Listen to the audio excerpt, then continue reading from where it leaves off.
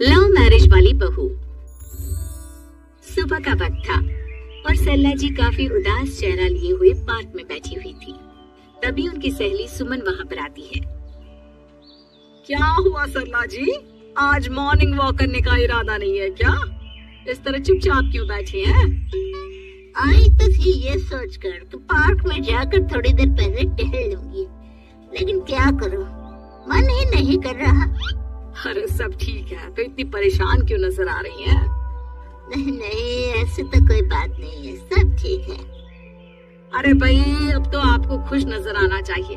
अभी कुछ महीने पहले तो बेटे की शादी हुई है, घर में नई बहू आई है, आपके चेहरे पर तो रौनक नजर आनी चाहिए। अरे छोड़ो भी, आजकल की बहुओं के बारे में क्या बताऊं आपको। क्यों, क्या हुआ बहन जी, कोई परेशानी है क्या? कुछ किया क्या बहू रानी ने?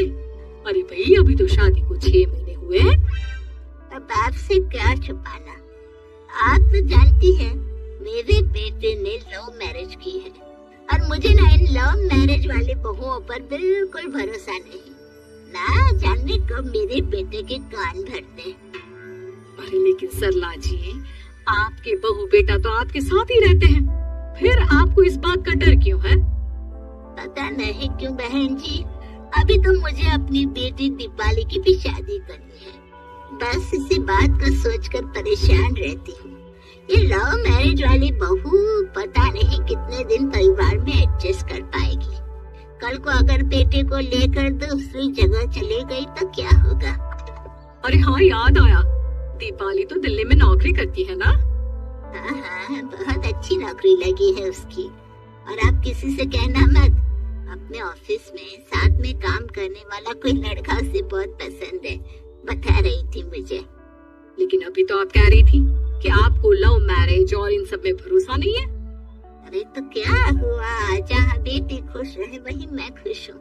और वैसे भी बेटी को तो दूसरे घर जाना है, वो लोग जाने और उनकी बहू जाने, मुझे तो बस अपनी बेटी का ब्याह करना है। अच्छा, ठीक है, जैसी आपकी मर्जी। लेकिन मुझे लगता है कि आप अपनी बहू के लिए कुछ ज्यादा ही सोच रही हैं। क्या पता वो वैसी ना हो जैसी आप समझ रही हो। सरला जी अपनी जगह से उठते हुए कहती है, अब ये तो भगवान जाने, बस मेरी बेटी दीपाली की शादी उसकी पसंद से हो जाए तो मैं गंगा नहा लूं। चलिए, बहुत देर हो गई है, मैं भी अब घर जाती हूँ। अच्छा, ठीक है, मैं भी चलती हूँ। अगले दिन जब सरला जी अपने घर पर बैठकर चाय की चुस्कियां ले रही थी, तभी उनकी बहू वहाँ पर आती है। मम्मी जी, मैंने एक जगह नौकरी के लिए अप्लाई किया था और वहाँ से सब कुछ पॉजिटिव आया है। मैं भी नौकरी करना चाहती हूँ ताकि घर के खर्चों में थोड़ा हाथ बटा सकूं। अरे बहू, तुम्हें नौकरी करने की क्या जरूरत है? मेरा बेटा अच्छा खासा कमाता है, क्या तुम्हें किसी बात की कोई कमी है? तभी सरला जी का बेटा वहाँ पर आता है। नहीं माँ, उसे किसी बात की कमी नहीं है, लेकिन वो इतनी पढ़ी लिखी है और अगर नौकरी करना चाहती है तो हमें उसे नौकरी करने देना चाहिए। कुछ पैसे घर में आएंगे, हम सबकी मदद हो जाएगी।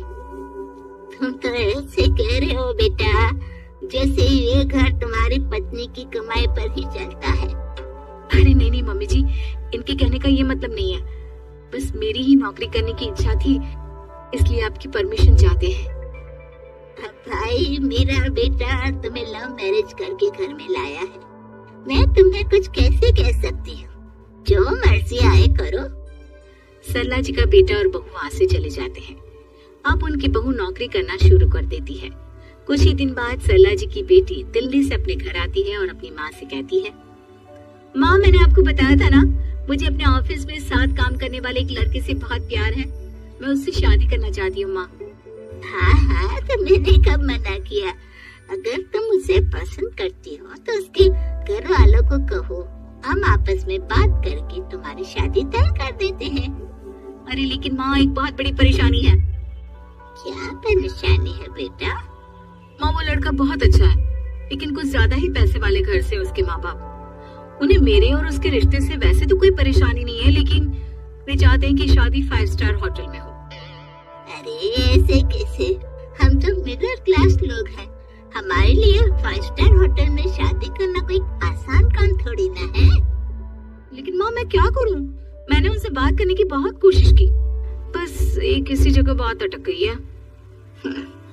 साफ साफ कह दो बेटा, शादी करनी है तो ठीक है, लेकिन ये 5 स्टार में शादी करने वाली शर्त मैं नहीं मान सकती। अरे कैसी बात कर रही हैं आप मम्मी जी? अगर दीपाली को कोई लड़का पसंद है तो हम उनकी शादी के लिए पूरी कोशिश करेंगे, और अगर बात पैसों की है तो कोई परेशानी नहीं है। हाँ, तुम्हें तो बस बहुत आसान लगता है सब।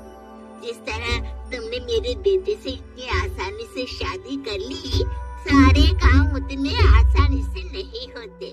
समझ में आया?